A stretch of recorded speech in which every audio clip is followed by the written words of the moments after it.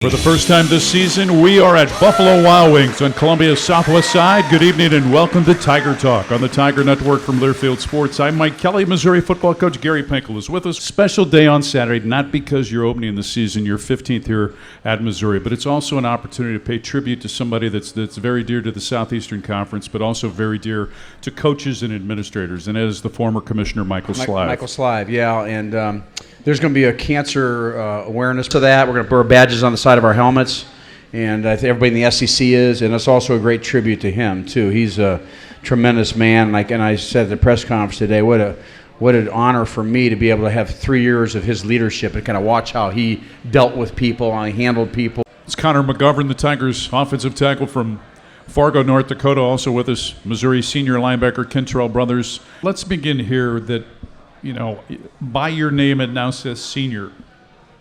What significance does that carry for you, Kentrell, that now you are a senior? This is your final season as a Missouri Tiger. Man, it's gone by pretty fast. I remember, coming to Mizzou with Connor and the rest of our classmates and, not really knowing what to expect and, moving away from home. I'd never been anywhere outside of Oklahoma, so, Oklahoma's the only thing I knew. So I got here, not really ready for what was about to happen. But it's been a great experience so far. I can't believe it's almost done, but I'm gonna make sure I make the most of it. In what areas didn't you think, looking back on it, did you think you weren't prepared, or did you find out you weren't prepared? I just didn't think I was ready to be away from my mom, honestly. My mom is my mom's my best friend. Connor, for you, the final go-around, what goes through your mind when you think about that? It's crazy. I come from North Dakota. You don't really have a lot of people that play big-time football and stuff. So it's been really exciting. It's been a lot of fun. And it's been a different experience. I'm really excited to make the most of this go-around. Let's step away from the football field just for a second. And I know so much of your time is spent around that facility and on the practice field and interacting. But as you think back to the time that you spent here in Columbia and at Missouri, is there one thing about that experience away from football that will stand out for you, Connor?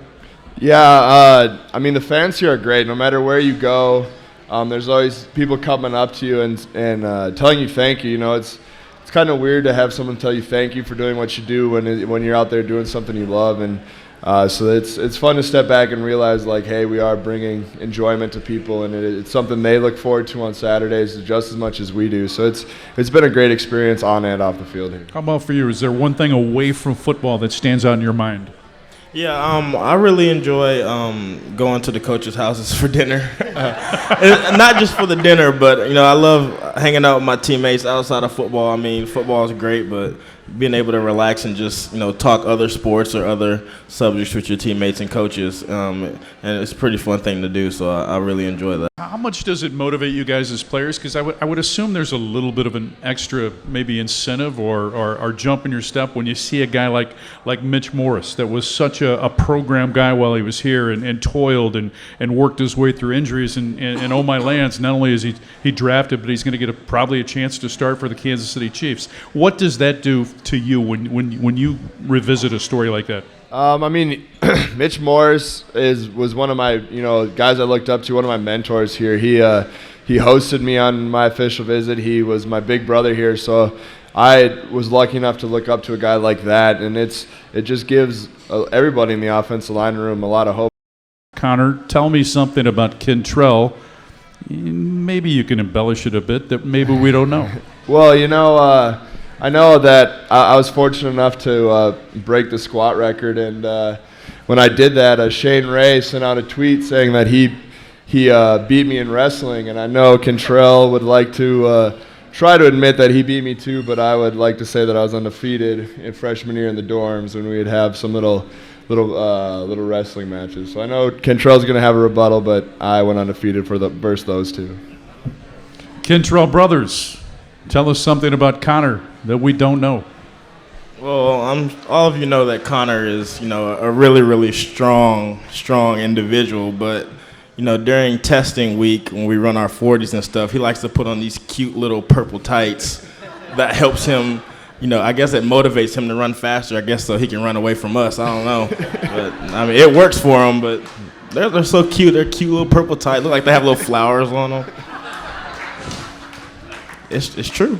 Yeah, that is true. They're called my PR pants, and every time I've worn them, I've PR'd. So I wore it one day as trying to have a little fun during Friday testing, and I ran really fast in them, so I kept wearing them. So.